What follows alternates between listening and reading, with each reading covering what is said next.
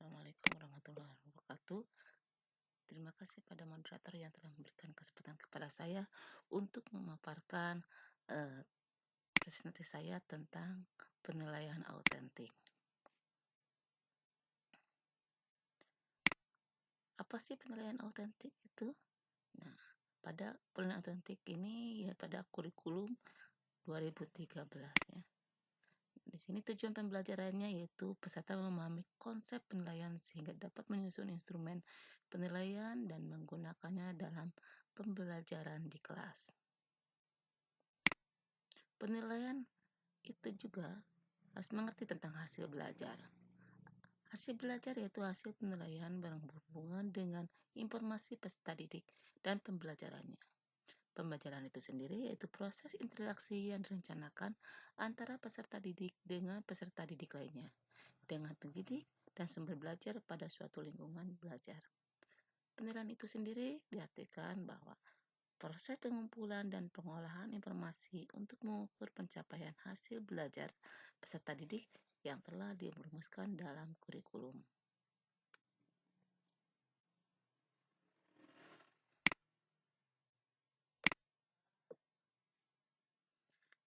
Selanjutnya,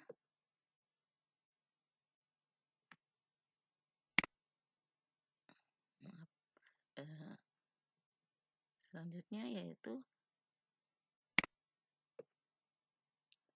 berdasarkan fungsinya ada penilaian sumatif dan ada penilaian formatif.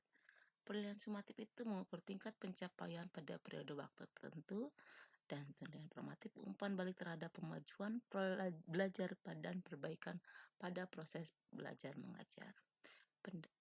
Sini ada pendekatan penilaian. Pendekatan penilaian dibagi 3 bagian, yaitu 1. Assessment of learning, yaitu penilaian sumatif terhadap apa yang telah dicapai peserta didik dan dominan dilakukan pendidik dan dilakukan pada waktu tertentu. Contohnya pada PTS, PAS, penilaian akhir semester, UKK, dan UN. Dan yang kedua yaitu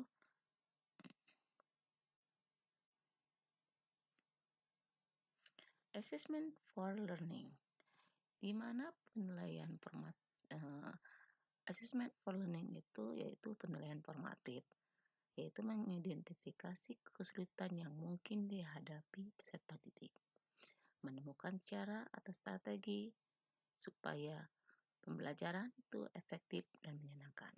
Contohnya yaitu tugas, presentasi, proyek, atau kuis.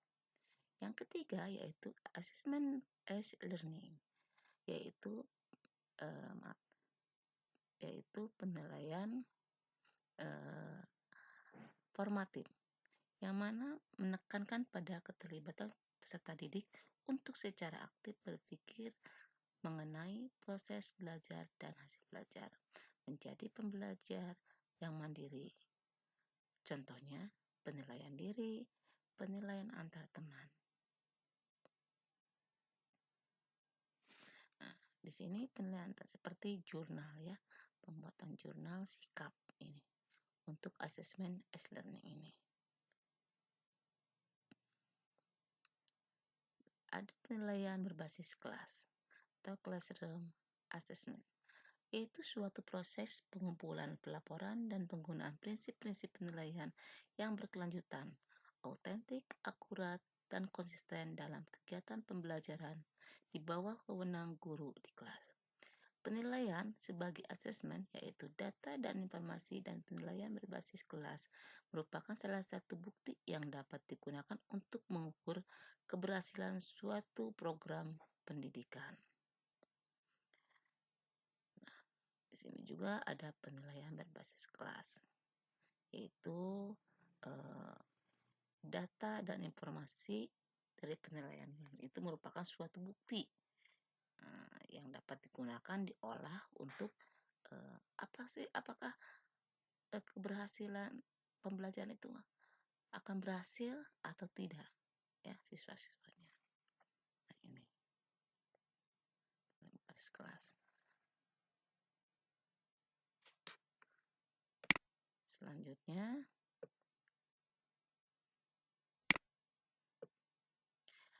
ada ruang lingkup penilaian.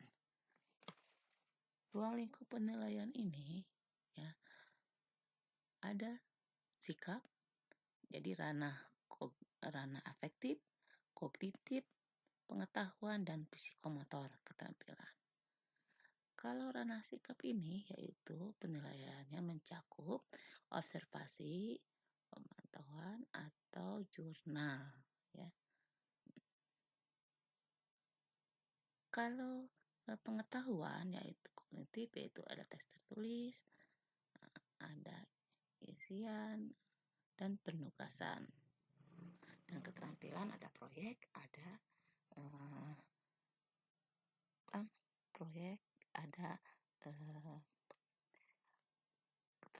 keterampilan yang berhubungan dengan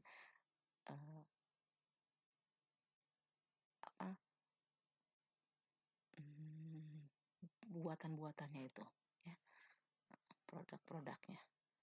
Nah, teknik dan instrumen penilaian sikap di sini ya, teknik observasi atau langsung tidak langsung, bentuknya yaitu pedoman observasi, data cek, skala penilaian, sertai rubrik.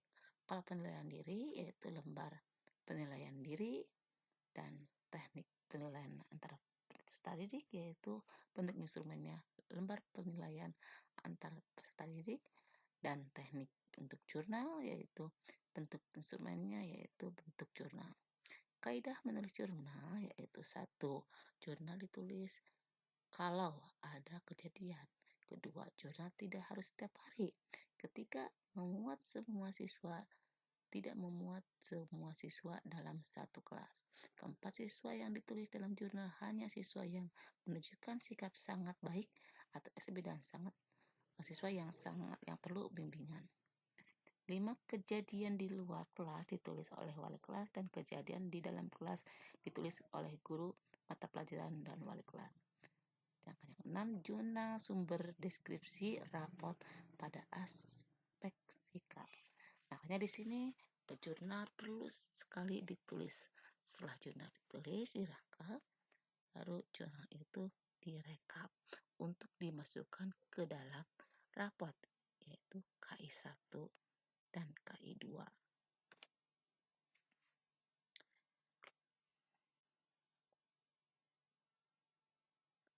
Nah, di sini ada terlihat contoh instrumen penilaian sikap. Ada penilaian untuk diri sendiri dan penilaian antar teman.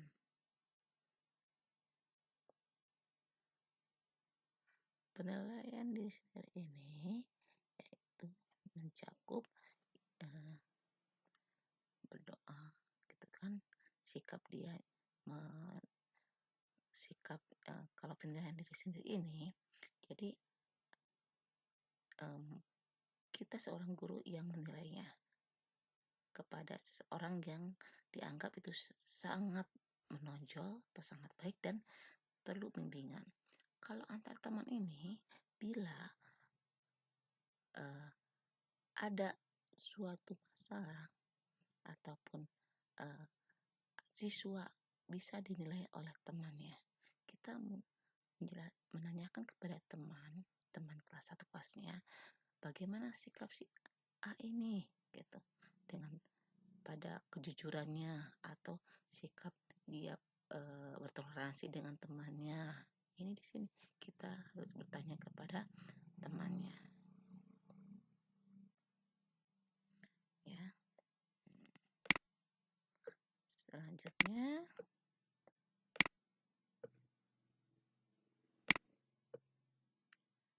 di sini teknik dan instrumen penilaian pengetahuan, di mana pengetahuan ini ada tertulis, terlisan, dan penugasan. Tertulis bentuknya, instrumennya yaitu soal pilihan ganda, dan selanjutnya kalau lisan yaitu dengan tanya jawab, kalau penugasan yaitu dengan pekerjaan rumah ya, tugas. Dan di sini persyaratan penilaian pengetahuan yaitu satu substansi, mempresentasikan kompetensi yang dinilai. 2. Konstruksi, yaitu memenuhi persyaratan teknik sesuai dengan bentuk instrumen yang digunakan. 3. Penggunaan bahasa. Nah, penggunaan bahasa ini baik dan benar serta komunikatif sesuai dengan tingkat perkembangan peserta didik. Selanjutnya di sini keterampilan teknik instrumen penilaian keterampilan, yaitu penilaian praktek, penilaian proyek dan portofolio. Di mana penilaian keterampilan memuat seperangkat indikator untuk menilai kompetensi tertentu. Yang kedua, memiliki indikator yang diurutkan berdasarkan urutan langkah kerja.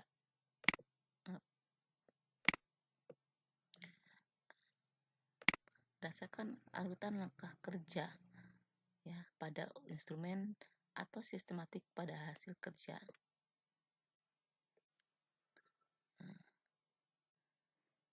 Yang ketiga, dapat mengukur kemampuan yang diukur.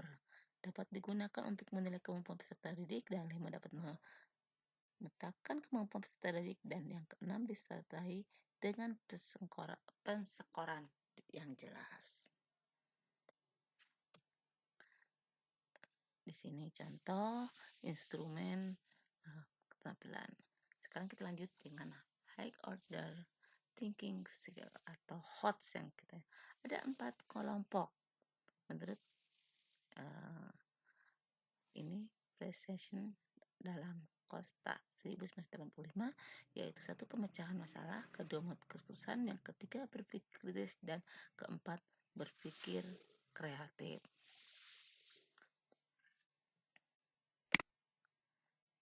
Selanjutnya hot itu bukan soal yang pasti sulit, yaitu mengetahui kata arti yang digunakan. Di sini ada penekanan HOTS. Penekanan HOTS itu 1, mentransfer informasi dari suatu konteks ke konteks lainnya. Kedua, memproses dan menerapkan informasi. Yang ketiga, melihat keterkaitan antara informasi yang berbeda-beda. Keempat, menggunakan informasi untuk menyelesaikan masalah. Kelima, secara kritis mengkaji, menelaah ide atau gagasan dan informasi. Selanjutnya, rancangan instrumen penilaian rancangan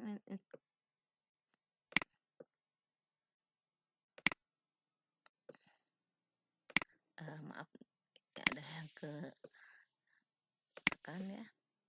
Nah, untuk rancangan instrumen penilaian sikap, pengetahuan, dan keterampilan dalam pembelajaran dengan menggunakan lembar kerja perancang penilaian dalam pembelajaran secara berkelompok. Terima kasih.